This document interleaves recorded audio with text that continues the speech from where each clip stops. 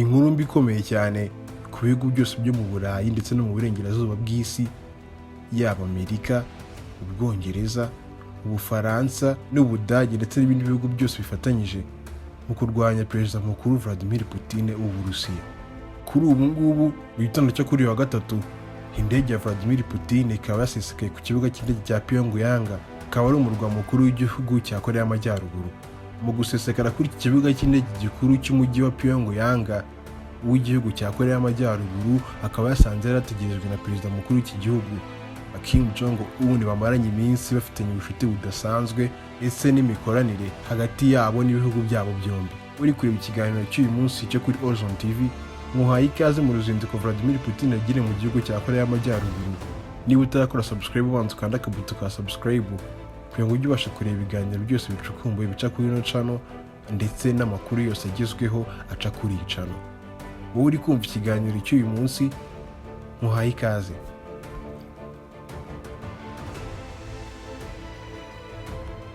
Nyuma y'uko umutegetsi w'umunyakomuniste, ibihugu byo mu burengerazuba niko bimwita, ndetse n'ibihugu byo muri Europe byose birwanya kino gihugu cya Korea y'Amajyaruguru, byita umuyobozi wacyo KIM JONG UN umutegetsi w'umunyakomuniste, umunyagitugu kandi umuyobozi mubi ku rwego rwose rw'ibihugu byose bituye isi. Tuvuye kuri KIM JONG UN umeze utyo muri leta zose zo mu burengerazuba bw'isi, na VLADMIR PUTIN perezida mukuru w'igihugu cy'Uburusiya, muri urwo rwego nawe niko afatwa n'ibyo bihugu byose. Ibyo bihugu byose twavuze mbere. Haba perezida rero guhuza imbaraga hagati yabo, kubera ko umwanzi wabo ari umwe, ntabwo byaba bitangaje cyane kubera ko bano bombi bahuje umwanzi umwe. KIM JONG perezida mukuru w'igihugu cya Korea y'Amajyaruguru ndetse na perezida VLADMIR PUTIN w'Uburusiya, ubucuti bwabo bwatangiye mu mwaka w'2022 ubwo Uburusiya bwatangizaga intambara ku gihugu cya Ukraine. Intambara igamije gufata uduce tumwe na tumwe tw'iki gihugu cya Ukraine. Iyo ntambara igitangiye mu mwaka w'2022 nibwo Uburusiya bwatangiye gushaka inshuti nyinshi zigiye zitandukanye mu bihugu byinshi bigiye bitandukanye ndetse n'amareta azajya bufasha muri ino ntambara, yaba ari mu buryo buri indirect butagaragarira buri wese, cyangwa se n'uburyo buri direct Uburusiya bwagombaga gushaka ibihugu bizajya biha inkunga ikomeye muri ino ntambara igihugu cy'Uburusiya.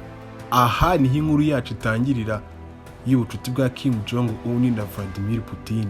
Ubucuti bwabo ntabwo bwagumye ku mirongo ya telefone gusa ngo bajye bavugana, ahubwo buri muyobozi wese yifuje kugira ngo agere mu gihugu cya mugenzi wiwe.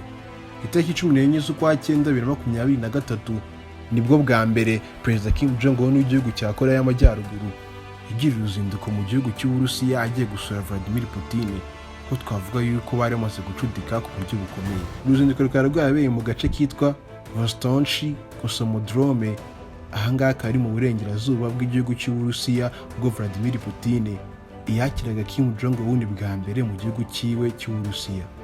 Uruzinduko rwagaragayemo ubwishongore bwinshi bwa VLADMIR PUTIN ndetse n'igisirikare cyiwe cy'Uburusiya kuri KIM JONG UN, amwereka imbunda, ibimodoka by'intambara ndetse n'indege z'intambara busa bukoresha mu ntambara bwarwanaga n'igihugu cya Ukraine. Ubwishongore n'ubwirasi bukomeye VLADMIR PUTIN yageze ku modoka y'imurindira umutekano, hari igaragara mu mazina ya yasuye.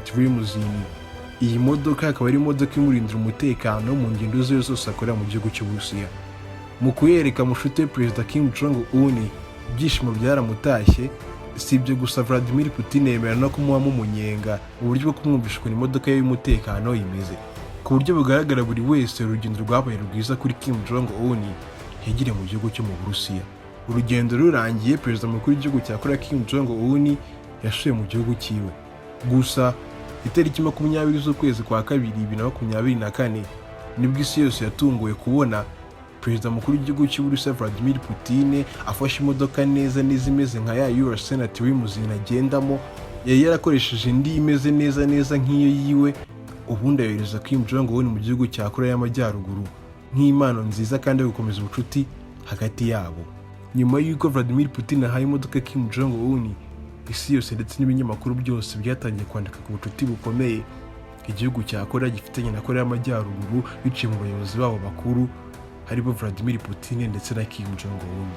Guhera icyo gihe ibinyamakuru byose byatangiye kwandika yuko perezida KIM JONG UN aho ubufasha bwinshi bw'intambara igihugu cy'Uburusiya mu ntambara cyari kimwe kirarwana, na Ukraine. Ibi byakomezaga kuvuga n'igihugu cya Amerika ndetse n'ibindi binyamakuru byose byo mu burengerazuba bw'isi. Perezida Vladimir Putin avuga yuko bikontororwa n'ibyo bihugu byose by'uburyarya harimo Amerika, Ubwongereza, bakaba ibihugu birwanya cyane Vladimir Putin ndetse ari kumwe na Kim Jong Un. We akaba yaratangazaga yuko ubufasha bwose igihugu cy'Uburusiya cyihagije ku bufasha bwose cyakoresha mu ntambara cyari kimwe cyarwana na Ukraine.